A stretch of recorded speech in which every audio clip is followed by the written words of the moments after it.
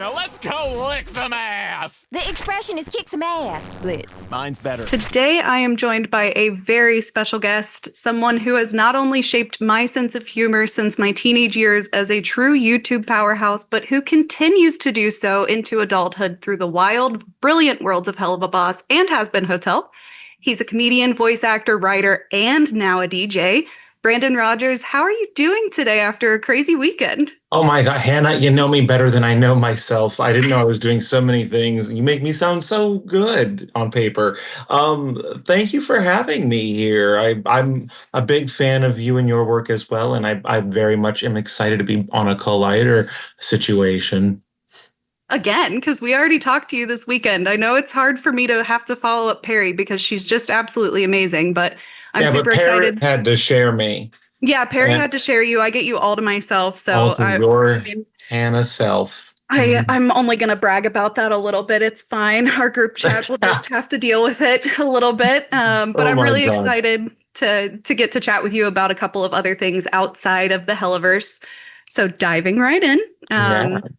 You're circling back to make a sequel to A Day at the Park and A Day at the Beach with Night at the Park. This has been called your most ambitious project yet, and I'm super excited for it.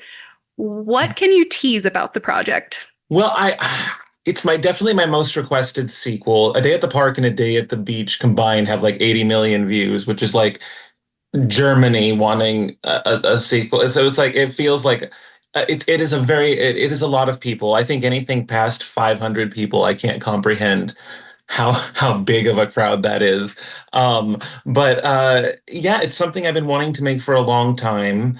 And it's a little daunting because it takes place at night. And so everything is harder at night. And, I feel like I've developed my craft quite a bit, but I also feel like the challenge of shooting at night presents difficulties that I, am barely equipped to deal with now. So it's been a very fun test of strength and a very fun challenge. Bugs are the worst part about it. We're just surrounded by bugs every night when we're filming, which is, depending on where we're filming, more pleasant than others. But anyway, this is something I've wanted to do for a very long time. And I feel like I have a story that I firmly believe in. And these are characters I have grown to love. It's been 10 years since the last one. So I've really gotten to know these characters and they're very real to me. And there's some really big changes happening with these characters in this video. And so it's a very special one to me. Looking back at A Day in the Park and A Day at the Beach, both of which, as you touched on, blew up online, how do you feel your comedic voice has evolved leading into this project? I think about my jokes a lot more. I went back and I rewatched A Day at the Park. And it's just funny because I remember some of those jokes where I didn't even put much thought into them. I was like, okay, that's good. Throw it in there. That's good. Throw it. And like my standard for what made the cut was much lower then. And now I rethink things over and over. Almost every joke, I have alts for them. I just want to make sure that, of all the parallel universes, that in this universe, we got the best jokes in this video. Because I think about all the different versions of each line, which before I just kind of, I almost spent no time film or writing. I was almost always filming my first drafts because I was obsessed with going viral. I knew that my, rocket was blasting off in that moment and I didn't want to waste too much time perfecting a script. Now I have this luxury of, I don't feel like I have as much to prove other than just, giving a good follow-up to something that's very meaningful to me. But I don't have this rush that I had before of like, okay, I got to get it out while my thing is taking off.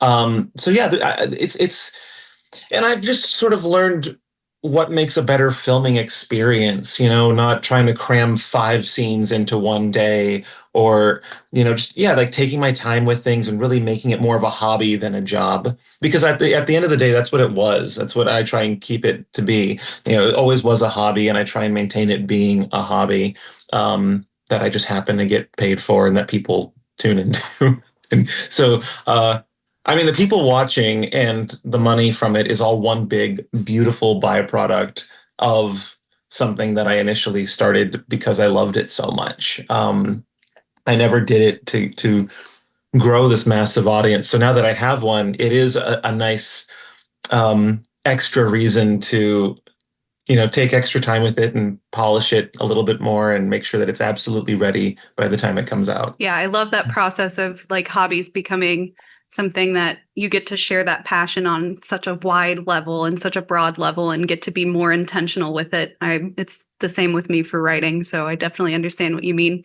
I love that you kind of touched on the word universe, because I was joking earlier that other people have the Marvel Cinematic Universe and I have the Brandon Rogers Cinematic Universe.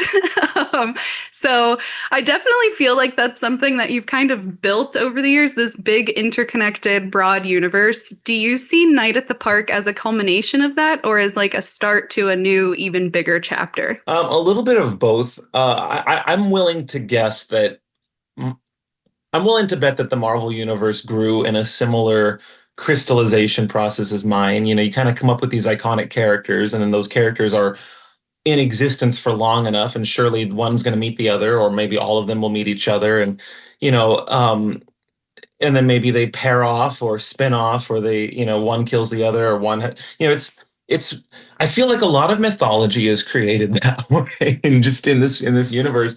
I mean, because that's how it started. I started with creating individual characters.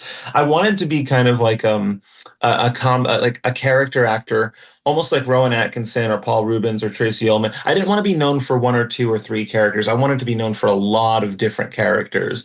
And so I think I created individually, like my mom character, my grandpa character, Elmer, the hall monitor. They all kind of came out from the ether one at a time, like a factory line. And then all of a sudden I said, well, what happens if I mix them all together for a video? And then I found that they all can cohesively exist. And I learned this really cool method of filming with body doubles that is really, it's an illusion that is much easier to pull off than I think people think. And it's fun because your eyes don't know which one is the real me and which one is the body double when you see the two of them on screen. And anyway, so I think it naturally found its way to all of the characters doing a collab video, and a second one, and now a third one. And now that I know the impact that these videos have, I'm taking this one quite a bit more seriously. I'm taking a lot more time with it, and I'm pumping in a lot more cameos from people who I've wanted to work with in it for a very long time. And so, anyway. Very excited. When I got the teaser that you had some celebrity cameos in here, I was like, oh my God, I just can't wait to see it. I'm so excited. Obviously, having all of your characters in one place as well is just going to be so fun. And now knowing you're doing body double work, I'm sure I'm just going to be sitting here watching the video like, which one is Brandon? Now it's going to be a challenge. The one that's in less good shape. My body double is currently the guy who doubles for me has surpassed me in muscle mass. So whichever one is more ripped, that's the one I am not. That is not me. That is not me. Yeah. Your characters often walk a fine line between totally absurd comedy and then surprisingly heartfelt moments. When you write and portray them, do you consciously balance those extremes, or does the heart kind of tend to sneak in a little bit naturally?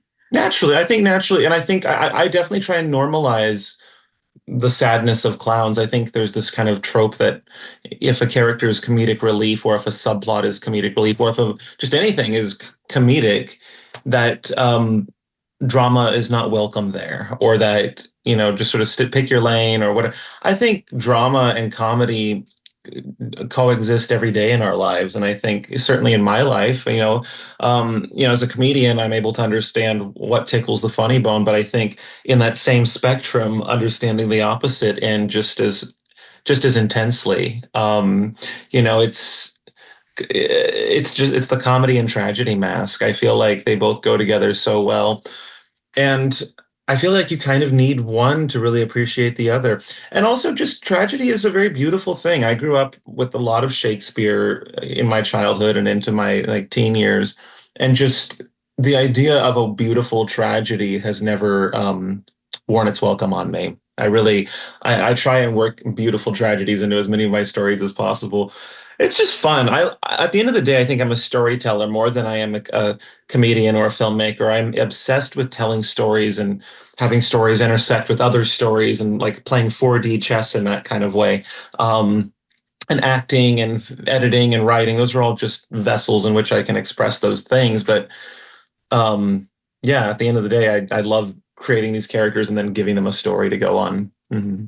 We're definitely going to get more into a comedic, tragic character later on. But before we do that, I wanted to say that you've said in the past that some of your characters have elements of your own personality. As you are creating Night at the Park, which one feels the most personal to you right now? I honestly, I just said goodbye to someone recently, and that was really it's sad when you it's sad enough when somebody passes away, but to say goodbye to someone knowing this is the last time you're going to see them, it's it's tragic and beautiful at the same time because we don't always get that luxury, but it's very grim because it's you better make it count and you walk away thinking, did I say everything I wanted, did whatever. Well, one of the at least one of the characters in this won't the, will it'll be their last appearance, and as a writer, especially as someone who's been with this character for so many years, it that's really tough. And I felt like last night we had to shoot the scene, and I do not play this character. This character is I think it's safe to say her name is Paulette Jones. She's in a lot of my videos. She plays Donna, and last night we shot Donna's last scene just because we're phasing her out of the universe just because Paulette's moving, and I feel like it's about time. I mean, she's been in my universe for like 10 years now, and so I feel like it's time to phase her out. And so I figured this is a great special occasion to phase her out. We shot. I mean, right now she is moving to Texas. So like last night we shot her last scene on her last day, and it was a very emotionally charged. I was fighting back tears in one of the scenes that we shot, and there was a moment where she, is hugging me, and in one of the takes she just didn't let go, and we yelled cut, and she wouldn't let go, and I just like, oh, like I lost it. So I think that storyline, there's about 8 or 9 storylines in this video, and I think that storyline cut the deepest in terms of having to write it because it felt very surreal. Also, just the fact that she's moving, that's it's to an extent that's the last time I'm going to be seeing her for a very long time, at least in this frequency. And I'm so used to just having her in my backyard, just being like, hey, you want to go make a video? And all of a sudden she's gone. So yeah, I'm happy that I was able to write her out and in a very fitting note, I think. That sounds really beautiful. Like I said, I was a fan of yours first through your YouTube videos, so I can't wait to see what you have in store with this project. You've also recently stepped into kind of an entirely new kind of stage with DJing.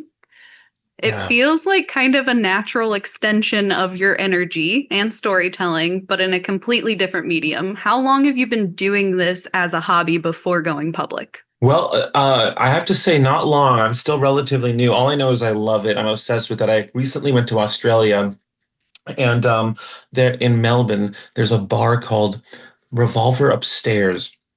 And it's like stepping into a whole other world. I felt like there was just all these sweaty people. It was like a bar that's open till 7 in the morning, and there's just like people just jumping up and down to messy house music. And at the center of it all was this DJ who was it was just hypnotic watching. I think I stood there probably for a good at least half hour, 45 minutes maybe, just watching this DJ, and I'm like looking at everything he's pressing on the board, and I don't know. I came back to the States feeling like I had this new obsession with, I don't know, I couldn't I couldn't stop seeing this guy in my head, and I'm like, I want to host a party like that. How do I? And then every time I would go to a club after that, I would look at the DJ and I'd be like, oh, they have the room like marionetted by strings. They're like controlling the vibe of the atmosphere. And I realized I do a lot of stand up. I make videos. I work in animation. I work in a lot of stuff that is sort of curating a vibe or curating a certain feeling. And I'm like, I feel like I don't know. I was just so obsessed with the energy that DJ was giving off that I wanted to find a way that I could do that somehow. And the stars just lined up perfectly. I was at this party called Subculture, and the guy who runs it came up to me and was like, we'd love to have you collaborate with us in some capacity. And it just seemed like the universe was saying, here's your opportunity. And also I have a few friends who are famous who DJ, and I know that it doesn't take an immense amount. It is very hard to do, but to do your first time DJing and really make it sell, that, I mean, it was more of an acting gig than anything else. I fucked up so many times, but I don't think anyone knew it. I was just so, and any time I skipped or something fucked up, I would just turn into an MC and then turn to comedy and just make it a bit and be like, making jokes with the crowd. So anyway, it was an hour of me connecting with the audience through music and being, kind of a half-assed, jackass on the mic. And it went exactly like how I hoped it would. And I want to do it many, many, many more times. That's so exciting. I'm so glad you enjoyed it. I like that you mentioned that it was kind of like acting for you. How does mixing or curating music compare to crafting comedy? Do you see parallels in the rhythm, the energy, and storytelling when you're on the stage as a DJ? Certainly dancing and laughing don't require an education to learn how to do them. And there's a reason why like infants and like babies, like we dance and we laugh. It's like part of who we are. And I think making people laugh, as a clown like me, I love. I mean, it's the ultimate applause hearing someone chuckle, especially an asshole. If you can get some piece of shit to cackle at something, it's like, but then like, I think the same goes for dancing. If you can get someone to dance, especially a piece of shit, if you can get people off their ass and moving, it feels like, I don't know, it's like a similar scratch to itch to that, like laughter. It feels like, you're getting the room to agree that like, yes, I'm having a good time, I'm enjoying this, and there's like a physical response that people give. And I don't know, getting people to dance, it's just as like arguably as spiritual as getting people to chuckle. And I don't know, I know that I like both, and I've always liked DJ ever since I was a kid. When I first got my license and I was the DD for everything, I loved being the DJ, and that's why I loved driving people. I would always want to curate the music, so I felt like I was the introducer of good tunes you haven't heard of, and I want to be who you think of every time you hear that song again, because I played it for you. I was obsessed with introducing people, especially my little brother. Like, I would love driving my little brother around with like a playlist of songs I know he hasn't heard before. So anyway, yeah, it's always kind of been there. I've always loved presenting music to people, and then kind of being, and then once you're in charge of how fast it goes or how bassy it is, then there's a whole other level of like making people really feel how you want them to feel it. So, yeah. I definitely understand the feeling of not wanting to share the aux cord. Like, yeah, right. Don't get in my car and try to play music. I just feel like driver is DJ. That, in my opinion, that's just hands down. The number one rule of the road is like, if it's their car, they're the one who, unless they give you their phone and they say like, okay, you pick something, but like, don't get in my car and tell me what to listen to. Yeah, no, I'm good on that. And I imagine like stepping onto the stage to be a DJ kind of feels like just being in a giant car for you. Where it's a giant car, and we're going through space and time, baby. You're all on my aux cord now. Yeah, we are riding the aux cord.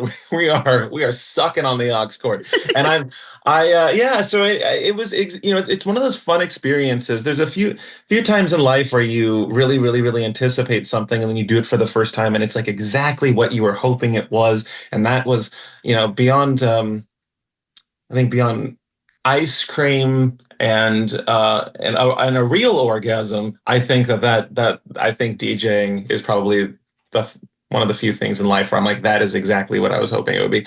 But honestly, that's such a good list, though. It's such a good way. Orgasms and DJing. Like, what else does a person need, really? Yeah, I remember the first time I had ice cream thinking like, yeah, this is exactly. You see it in cartoons and everyone goes crazy over it. And I remember thinking like, yeah, like I get it. It's good. But like DJing, it's the same way. Or London too. London was exactly what I thought it would be, and I was really hoping. I thought it would be a nice place to be, and it exactly was that. I feel like DJing is exactly like going somewhere you're hoping lives up to the expectation, and it did. I thought it was going to be. I was afraid it was going to be scary. I was afraid it was going to be. But even in moments when I fucked up, my mind switched from like, okay, make them dance to like, okay, make them laugh. And then like kind of turned into like a stand-up moment. And I figured my shit out while, you know, and as long as I was hearing laughing or seeing dancing, I was like, okay, I'm safe. As long as no one was just standing still and looking at me, I was safe. They had to either be moving, haha, or like this. And as the night went on, I turned the tempo up slowly, slower and slower, seeing if they'd still dance to the, and at the end of it, it was like fucking, you would have thought everyone was on uppers. And it was just like a mad, and the sweat, I've never seen so much sweat in my life. Everyone had a gloss to them. It was a beautiful sight. It just felt like, I don't know. It just felt like the ultimate compliment seeing people get worked up over dancing over over an hour set of mine. You know, it's like they were there for an hour, just like, you know, I don't know, validating a dream that I suddenly realized I have. and That's so beautiful.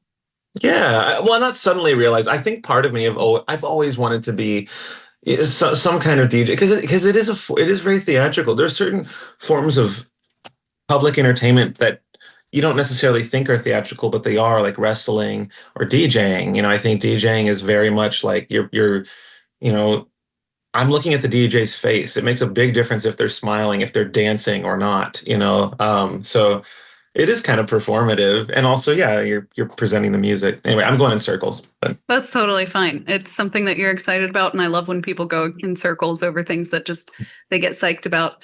I love going to a club and I love watching DJs perform. So I will hopefully be able to make it out to one of your shows in the future. I cannot talk to you about your career without diving into the Hellaverse. Oh my gosh, I know. I just can't do it. I'm very media trained on this. This has been the talk of the week for me. Oh, I'm sure you get just all of the media trading in the world behind these two. Obviously, these shows have become such a massive phenomena. Blitz has become one of the standout characters in adult animation, in my opinion. And as a fan, I obviously have questions, theories, and I just can't resist digging into that world with you and talking about some of the insanity that's to come. But don't worry, I'm not gonna. I don't know if you remember that when Perry was interviewing you all over the weekend, Amir had a moment where he just like screamed at the camera because he couldn't figure out how to answer the question. Oh my God. I promise I'm sure not going to stress is part you out. bird. I know. I think Erica said that he was trying to pass a kidney stone in that moment. I think that's what he does every time someone asks him a question. He gives the weirdest answers when he tries to avoid spoilers. I like seeing him get uncomfortable and squirt something weird out. I liked your method because you were getting close to the territory of spoilers, and you were like, "Someone else take this over because I'm about to. Spoilers are about to come out of my mouth." 90% of the time, someone else in the cast will interrupt me when I know that because we've done these interviews all year. Every weekend we do like a panel together, so it's like we've heard each other say these answers a million times. Sometimes I like to let my mouth run, and I think they know when I'm heading toward a direction I don't want to continue down, and they'll stop me usually. Usually it's Viv, but they'll stop me. And sometimes, especially in that interview, no one was stopping me. I ramble to fill the silence because I get so uncomfortable when there's 5 of us on stage and no one's saying anything. So I just start saying things. I think I ask to be interrupted at least once per panel, once per interview. Yeah, I get really anxious during some of this. You know yourself. I also have to say that now that the panels are combining and you know the 2 shows are coming together in these panels, I really am going to miss your interruptions so much. It's been like the highlight of my convention circuit is to be like, oh, Brandon's here. He almost certainly is going to crash this. You know, I will say that my days of crashing are probably behind me, but I'm not. I do feel, because every time I crashed one of those panels, I wasn't planning it. Like the opportunity presented itself. And I'm pretty sure down the line, maybe 10, 20, who knows how many years from now, there will be some has-been or Helluva thing that I won't be invited to. And, you know, I can't say I won't not be able to crash it. Yeah, you just can't resist. Right. You should be there. Right. So anyway, I'm very much looking forward to doing a lot more press with the other cast. I think that the Helluva Boss panels are slightly more unhinged and more interesting than the Has-Been ones. I think the Has-Been ones are great, but they're very much like your average panel. Whereas in Helluva, I don't know what it is. We just kind of I don't know if we try and do weird shit to keep ourselves entertained on stage, but we certainly it turns into a very unhinged, absurd. Like if you Google any of the Hell of a panels, they're just weird, and we just kind of talk about whatever we want to talk about. I love that though. Yeah. You're entirely right though. The has-been ones tend to be like a little wholesome almost, and just oh, everyone's happy to be in this room and just chatting with each other, and we're all one big happy family. And then it's like Helluva Boss panels are like, strap in, bitch, we're going for a ride. Yeah, like I like to talk about the deep shit, like where people think we go when we die or weird shit like that. And I just feel like it's I like turning it into like a Ricky Lake or a Jenny Jones type, like a talk show time. And I think the casts meld perfectly. We've been mixing casts a lot lately with conventions. And so the Helluva crew is starting to get to know the Has-Been crew a little bit more. And it's really nice. It feels like a weird kind of an Office merger. I can't describe it. It's like these are people that we don't really see that often. Now we're seeing them a ton, and they do kind of the same thing we do, but on a different show, but in the same universe, but by the same creator. It's weird. It's like it's almost like our Helluva family has grown and their Has-Been family has grown. It feels like our family has expanded into theirs. And as a child of divorced parents, I know all about expanding families. It's like cells and nuclei and whatnot. You chop them and they grow and they multiply and this and that. So it's like Helluva feels very much like the two cells are. I don't know. The Hellaverse just feels like we're now a much bigger cell. We are a fully evolved COVID cell, and we are unstoppable. And you better get vaxxed because Prime don't hold back. I'm so excited when it was teased during the panel that this was like that season 3 was going to be the most unhinged and raunchy scene. I was like, the word raunchy alone has me excited. I'm so stoked. So raunchy. Well, I mean, it's going to be a lot more dirty than what's on YouTube because YouTube's guidelines and Amazon's guidelines are very. I mean, and if anyone who's seen The Boys, I feel like that show or shows like it. I mean, there is stuff on Amazon that I think demonstrates how much they are willing to not hold back, and I just think Helluva is in one of the best places it could be. I imagine a lot of other places might want to keep it censored or a lot of the censorship is intentional. Sometimes it's funnier to not see or hear what's happening, but a lot of it isn't. There's a lot of really good cunts. Probably can't say that, but that word is very, very restricted on most platforms. But like, there's some really good deliveries of the word cunt that we don't get to hear on YouTube. And I love that. And on Amazon, we'll finally be able to, and also just things we had to pixelate, violence and sex things, and just all sorts of full frontal fan service that'll be on display. Anyway, I feel like that's just going to be the title of this interview is full frontal fan service. Like what? What better way to describe it? We have a horny fan base. I will say that. I did not. We make a lot of sex jokes. Sure. I just love sex jokes. I think sex and comedy coexist very well with each other. But I did not expect our fan base to be so horny. I'm not complaining. I'm just taken aback by it. I think. I don't know. It has introduced me at several of the conventions. I have been introduced to fans who are capable of a horniness beyond mortal reaches that I've ever seen. Oh my God, the things that people have illustrated our characters do. I don't want to give them the satisfaction of having that in this interview, but I've seen shit, and damn.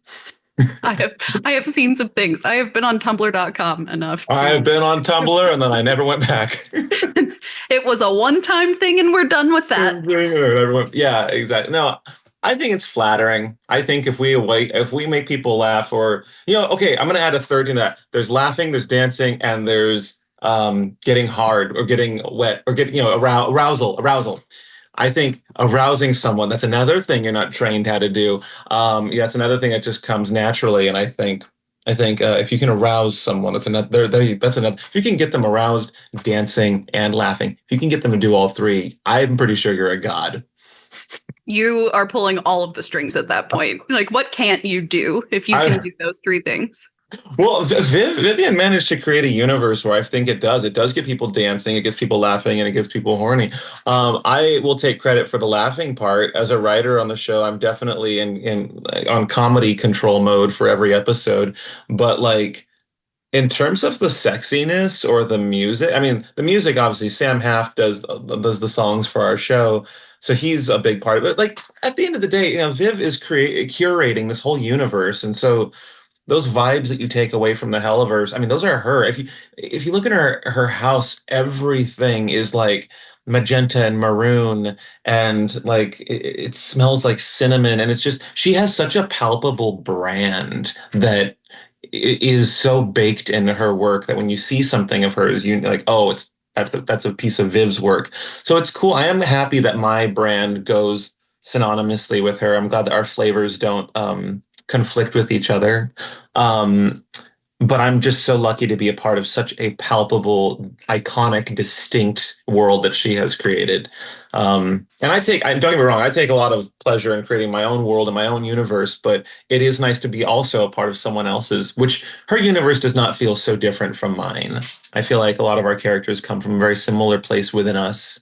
I loved how you put it over the weekend. You said something along the lines of, you feel like a character cut from Viv's animated world, and Viv feels like a character cut from your live action world. And I was like, that is such a sweet sentiment to be able to share with someone that you work with so consistently. I would love to have a character have her arc, like the arc of, just some girl who moves to LA, loves animation, starts a YouTube channel, and then bam, gets billboards down Hollywood Boulevard from Amazon Prime. Like her arc is a very inspirational and interesting one. It's certainly the first of its kind. The deals that she has been able to get her get signed, the deals that she's been able to draft up are unheard of. The contracts that she's signing are one of a kind, and I feel like she's paving the way for a lot of people, and I'm hoping that Hollywood starts to take more and more independent artists seriously, because that's where the magic is. When you have all that corporate bullshit out of there, you have people creating because they love it. That's one thing Hollywood can never. I mean, they can spend all the money in the world. That passion of of independent artists is going to deliver a really good project. And we have shows, like Amazing Digital Circus, Lackadaisy. You have all these, that I believe have that extra tinge of quality because they were made by their own fan base, essentially. Certainly Helluva Boss and Has Been, I know for a fact, are made by their own fan base. If you go to any of the company meetings or see the animators or the sound designers, they're all just people who watch and love the show. And so, it's not a bunch of corporate execs or people who are just doing this so they could put food on the table. These are people who are, yes, obviously it's a job, but it's certainly a property that is being managed by people who care very much about it. Certainly me, I'm a fan of the show, and when a new episode comes out, I feel like a fan, no different than anyone else, mainly because it's usually years since we've recorded it and I don't remember what happens.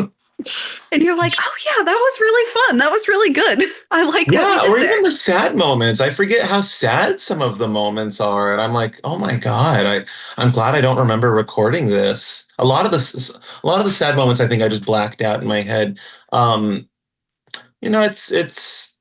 It feels like a fever dream. You kind of black out when you're in the booth. I don't want to speak for all voice actors, but for me personally, you go in there and you blast through this piece of work you spent months writing, and then you just blast through it in the booth. And then you're on your way home and it's like it didn't even happen. It's like, did I like my deliveries? Did you start going over everything? I don't even remember. It feels like it happened in 2 seconds. And and then you hear it eventually and you feel good about it. And you're like, okay, good. But yeah, I don't know. Sometimes I just leave the studio completely, just like time jump, like Men in Black style, just memory erased. And I don't know. I'm just glad that I hear myself on there and I don't cringe. I really, also Viv wrote me a character that is so me. If it's, I feel like he fits like a glove. And, if he was something that was a departure from me, I might have a little bit of a imposter syndrome, or I might feel like oh, it's my first role. Do I deserve? But he's just so me coded, and I feel very comfortable making his decisions. Yeah, you as Blitz is just like the most natural casting. I feel like it's just you dropped into this absurd, hilarious, chaotic character. And I just, every time I see a new episode, I'm like, oh God, Brandon is just perfect as Blitz. I can never get over it. And thank you for not dead naming him. Every interviewer puts the O in there. Oh, I know better. That I would never. I'm never dead naming Blitz. I could not be me. So you guys as a team, have talked about how every season digs deeper into the characters' lives. Obviously, I'm not asking you to reveal anything here, but is there something about Blitz's journey in season 3 that you personally resonate with? Yeah, I think Blitz is going to enter some really complicated emotions. I had a hard time writing this season because we put him through things I didn't necessarily want him to go through. Just because I do care about him a lot, and I know what's best for the character isn't always what's best for me. And it's hard to. I don't want to spoil what it is that he's going through, or what challenges he'll have to face.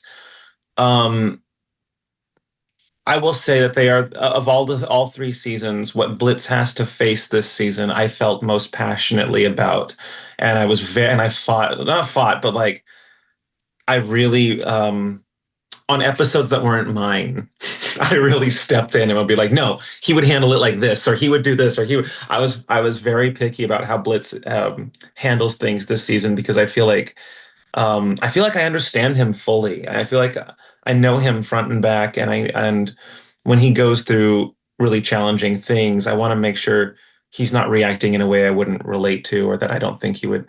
For the most, I mean, like we all of the writers on the show agree. There's about 5 of us, and we've never really butt heads over what's best for the character, or what the character should do or would do. Um, so it's yeah anyway, this has been a really tough season to get through, for good and bad reason. Like Blitz, I feel like the first 2 seasons were setting up the bowling pins for what's happening here. But we've known how the show is going to end since day one, so we're not. I think people always fear, oh, do they know where this series is going? Like, we've always known season 4 is when it ends, and everything that happens think about it. Don't make me think about it. I know, it's really, it makes me sad too. But I mean, we're halfway through it, and this show has brought us so much joy. It has changed our lives immensely. It has made us. It has given us a new family that we haven't had before. Not just the cast, but I see other people who make friends in the lines at conventions or on forums. And we're just halfway through this show, and it's already done so much good for our fans, for me, and I'm very excited to go through the second. Richard Horvitz really makes me feel good about the show ending, because I look at him at conventions and his line goes out the door, and he's signing Zim prints and Billy prints and Alpha prints. He's signing all these Psychonauts, and this is just stuff he doesn't necessarily do anymore.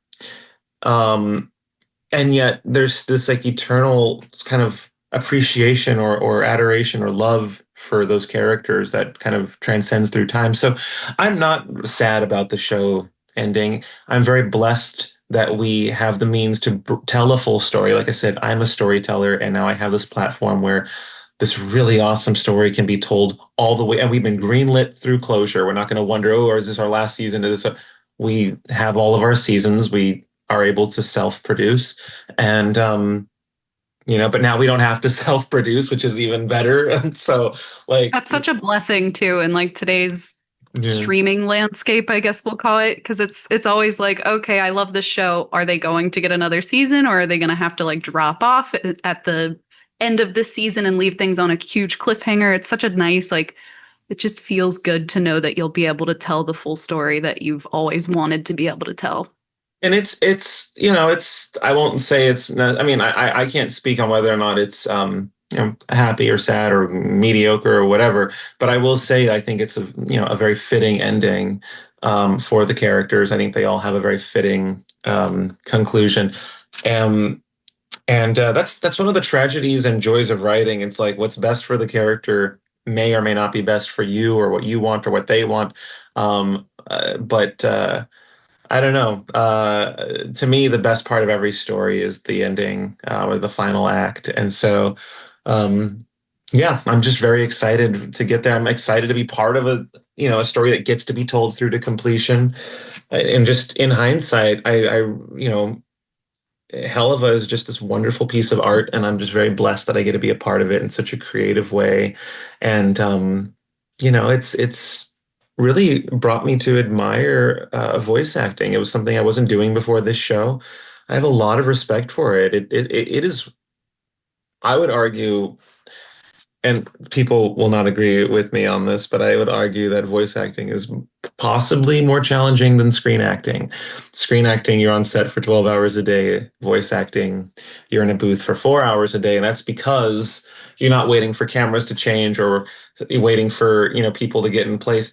You're just doing only your lines condensed only. So you're just acting solid for 4 hours. And even after 2 hours, you get exhausted of it. And so it does, I think it is more physically draining. But anyway, I don't know. I'm fully rambling now. I'm hoping you just take bits and pieces of this and use it. That's okay. Yeah. We have a whole editing team here at Collider. So they will do the magic that they need to do. Well, I do whoever's always editing like this is going to be colliding into a bottle of whiskey tonight, probably. Oh, that's a good one. That was great. I do always like to leave things off on a lighter note with like a quick lightning round that just is some fun rapid fire questions, so we don't end talking about the end of Helluva Boss and I have to be sad for the rest of the day. It'll never end. What are you talking about? It's going on forever. Like it's going to keep going forever. I'm going to gaslight myself for the rest of the day. Okay, are you ready for a little bit of chaos? Oh, yes, please. If Blitz had a Yelp page, what would the reviews say? Gross to probably gross. I think he would only leave reviews if he was grossed out by stuff. Yeah, that's fair. Does pineapple belong on pizza? If I'm blowing the person, it does. I'll tell you what, I don't want to be swallowing that protein shake without a little bit of sweetness. That is a great answer. That's, I think, hands down the best answer I've ever gotten to that one. If Blitz wrote a self-help book, what would the title be? Please help myself. Please, myself needs help. Self-help. Help yourself or fuck yourself, but I'm not involved. I don't know. Self-help book. You know what? Probably something to do with assassination. I feel like he has a lot to teach with killing people. I don't know. Self-help. I mean, Blitz needs a self-help book. I don't know if he's qualified to write one. He's not qualified for this job. No. Which Helluva Boss or has-been hotel character do you think would be the most likely to join a pyramid scheme? Wally Wackford. I mean, he's just our in-house salesperson, and I feel like he either runs one or is a pretty vital part of one. I'm sure he joined one at one point, but he's worked his way up. The great thing about a pyramid is you can always go higher. Yeah. He's just going to be constantly trying to climb that ladder. Right. That diagonal ladder. What's the one character you've played that you would not want to be stuck in an elevator with? Oh my God. I play a sleep paralysis demon, and if you're seeing if you see one of those fuckers, things aren't going good. I don't think I would want to be, or Blitz, not to go back to Blitz again, but like, I know on a good day, even if he doesn't kill you, he will talk your ear off. He's not just going to stand there and be quiet. You're going to be very tired of him, much like how I'm doing in this interview, just talking. You're going to run out of air in the elevator with Blitz, for sure. Oh, yeah. No, he's an air sucker for sure. This kind of leads into my next question. Which is a more terrifying concept, going back to read your old, like decade-old YouTube comments, or imagining Blitz unsupervised in a Chuck E. Cheese for an hour. Sometimes I go back and read old comments just for nostalgia's sake, but Okay. I think Blitz for sure, hands down, that is the more horrifying option. That's nuclear, and you probably need a SWAT team and a bomb squad. Just anyone that you can send, really, to help with this scenario. My final one, if you had to describe season 3 of Helluva Boss in 3 words, which 3 words would you choose? More horny. More horny and Jesus. No, you can't. No, we can't say Jesus in hell. That's a swear word, actually. I don't know. OMG. Those are the 3 words. OMG. Well, bigger, faster, redder, sexier. Is it just me or the characters getting sexier? I feel like if you look at the characters, Oh, they are. Yeah. Like, certainly I've made a comment to Viv being like, I know Blitz is getting buffer. You are giving him, every time his shirt comes off, he has more and more definition. I feel what like is his workout routine at this point? No, I don't know, but he's passing me up and I'm jealous. I don't want Blitz to work on himself both physically or mentally because I'm afraid he's going to pass me up. And then I don't want to be the voice actor whose shitty character surpassed him in growing as a person. You're like, well, fuck, now I got to work on myself because Blitz is out here doing great. Right. Blitz is working on his mental health. That means I fucking have to. Jesus Christ. Anyway. Don't you just hate when that happens? You're like, oh man, I just wanted to play this character because he made me feel good about myself.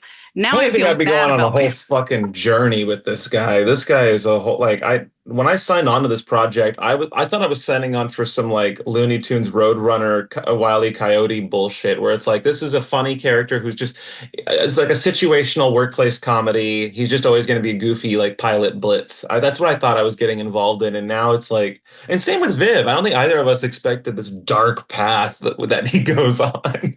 So that's such a rude awakening to come to be like, oh yeah, this is just going to be a chaos gremlin 100% of the time. Right. I'm going to have fun. And then to get to these like deeply heartfelt and traumatizing explorations of emotion, it's like, oh, well, shit. Yeah. I think it's interesting and fun to see what someone who is like that, how they react in serious situations. I think it's really interesting. And I like to play that. Because the clowns are capable of having their heart broken or going through trauma just as much as the serious people. So anyway, Yeah, I love that. That's honestly like my favorite part of Helluva Boss is I went into it, from the pilot and I was like, oh, this is going to be so funny. And now I watch it and I'm like, oh, I'm crying into my ice cream. It's fine. This is what I wanted. I know. But I love it. The ice cream. The fucking ice cream. It's just always salty because there are tears in it at the end of the episode. I know. Same. You got to eat your ice cream before the sad parts come on. Yeah. Well, I don't know that the sad parts are coming on, so I don't have that luxury. No. I got to just hope for the best every single time. I honestly don't know when the sad parts are coming either because I forget so much of what happens in each episode. I'll remember, it's like watching it all at once and then never again. Like you remember the scenes, but you forget what order or what episode they're in. So you'll get an episode and be like, oh shit, it's the episode where this happens. Oh no. And yeah. You sit down to watch the episode and you're like, well, I guess this is the night we're having now. And then you get to go online and watch the reactions of people crying, which is always kind of fun. Yeah. That's not sadistic at all. That's totally I've met some of the reactors at conventions and I'm like, oh, you cry. Like You're a crier. You're a crier. I've seen you cry before. Oh my God. I know what you look like when you cry. Right. I have officially run out of time with you, but I have had such an amazing time chatting with you. This has been so fun. I could genuinely probably talk to you for like hours and hours and hours, but you've got important things to make. Thank you for taking the time to talk to me even for this hour. Absolutely. I can't wait to see where season 3 of Helluva Boss takes Blitz. And of course, I'm counting down the days until we get to watch the new special episode, Mission Zero, which drops on September 10th. thank you again for taking the time to chat, and I can't wait to see all of the chaos you're about to unleash, both in the Hellaverse and with Night at the Park, and hopefully we get to chat again after season 3 premieres. Oh, I think I can also say that Blitz will most likely, I think it's pretty safe, there will be a live action Blitz in A Night at the Park, and Vivienne Medrano herself is also going to be making a cameo as well. That's amazing. That's phenomenal. I'm so excited. Anyway. Live action Blitz is going to be like, talk about people on the internet being horny. That's he is horny naturally. Well, thank you so much, Hannah.